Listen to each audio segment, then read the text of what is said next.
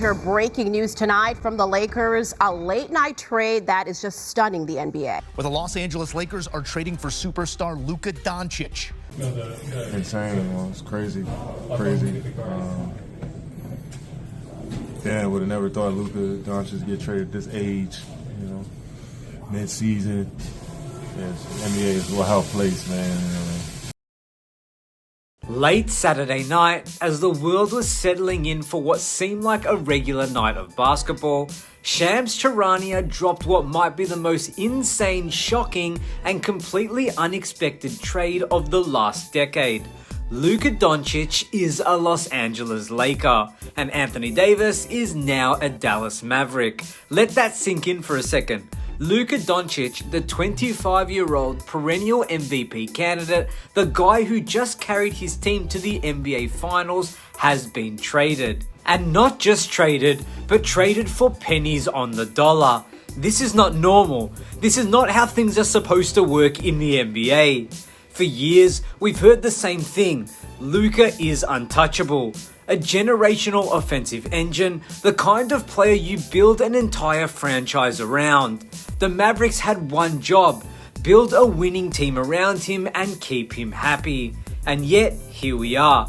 Luka Doncic is heading to the Los Angeles Lakers. And how did this all happen? What does this mean for the Lakers, and what does it mean for the Mavericks? Overall, and most importantly, did Dallas just make one of the biggest mistakes in NBA history? This trade is so unprecedented that it's going to take years to fully process its impact. But today, we're breaking it all down. Every angle, every detail, every shocking piece to the puzzle. Alright, let's start with the actual trade details, because this thing is honestly hard to believe. The Lakers receive Luka Doncic, Maxi Kleber, and Markieff Morris. The Mavericks get Anthony Davis, Max Christie, and the Lakers' 2029 first-round pick. And the Utah Jazz, well, they're here picking up the scraps as usual. They walk away with Jalen Hood-Schifino, a 2025 second-round pick from the Clippers, and another second-rounder from the Mavericks. At first glance, this looks like an absolute heist for the Lakers.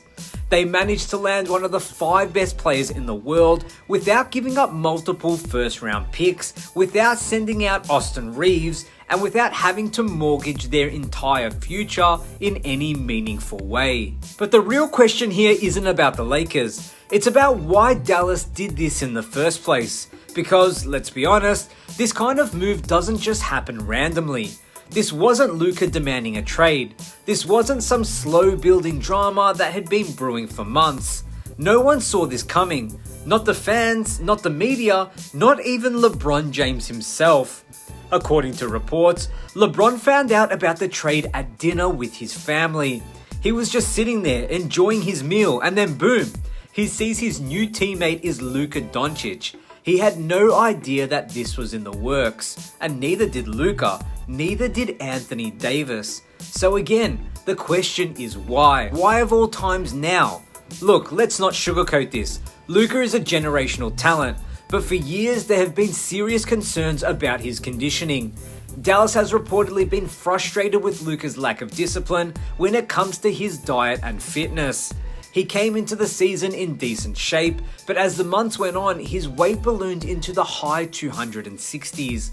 That's not a small issue.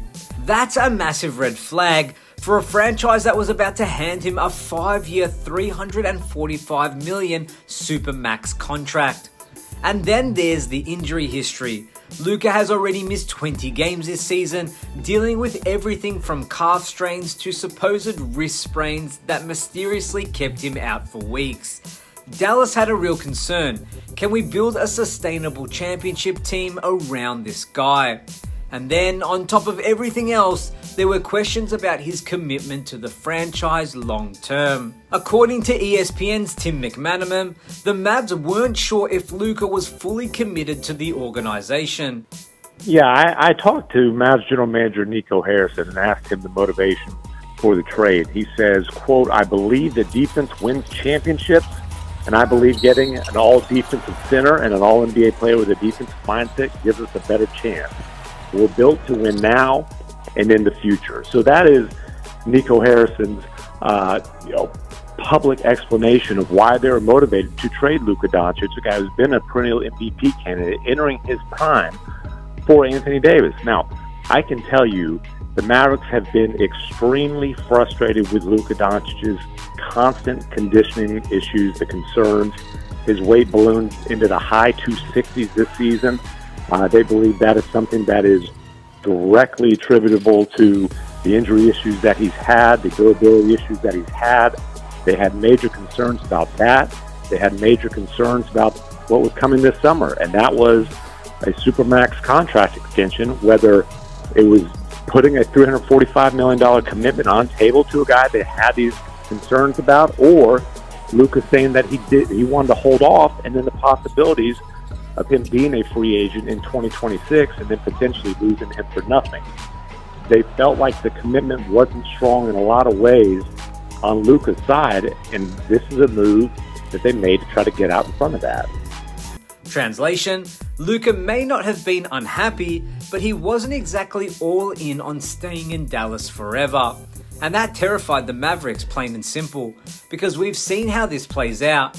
Superstars don't just wake up one day and demand a trade. There are signs, there are warning signals, and for Dallas, this was their chance to control the situation before it controlled them. But here's the problem, they just made one of the worst trades in NBA history. General Manager Nico Harrison tried to justify this by saying, "I believe that defense wins championships." I mean, sure, but let's not act like Luka was the reason Dallas wasn't competing for titles consistently. In fact, with Luka on the floor, the Mavericks had one of the best defensive ratings in the entire league. The real problem has been the supporting cast. And let's be honest, Anthony Davis is not fixing that. Davis is a fantastic player, a defensive maestro, but he's also 31 years old, has a lengthy injury history, and has missed over 35% of his career games. And then there's the trade package itself. If you're trading a once-in-a-generation offensive talent, you have to get an insane haul in return. The Clippers gave up Shai Gilgeous-Alexander and 5 first-round picks for Paul George. The Suns gave up 4 first-rounders, Mikal Bridges and Cam Johnson for Kevin Durant. And Dallas, they got Anthony Davis, Max Christie, and 1 first-round pick. That's absolutely insane. If the Mavericks had simply let it be known that Luka was available, there would have been a full-on bidding war. The Thunder could have thrown 7 first-round picks at them. The Knicks, the Spurs, the Heat, someone would have outbid the Lakers. And yet, here we are. Dallas just handed the Lakers their next franchise superstar for pennies on the dollar. For the Lakers, this is beyond a dream scenario. Luka Doncic is just 25 years old. He's already made first-team All-NBA 5 times in a row, and now he gets to play alongside his childhood idol, LeBron James. LeBron has openly praised Luka for years, saying he sees a younger version of himself in him. And now, they're teammates. Luka and LeBron might instantly become the most dangerous offensive duo in the NBA. There's one question left though. How did the Lakers fill the center position now that AD is gone? But honestly, that's a much easier problem to fix than finding your next franchise player. Plain and simple, the Lakers won this trade. And the Mavericks, they just made a franchise-altering mistake. Luka Doncic was supposed to be untouchable, and yet here we are. It's safe to say that after this, the NBA will simply never ever be the same again.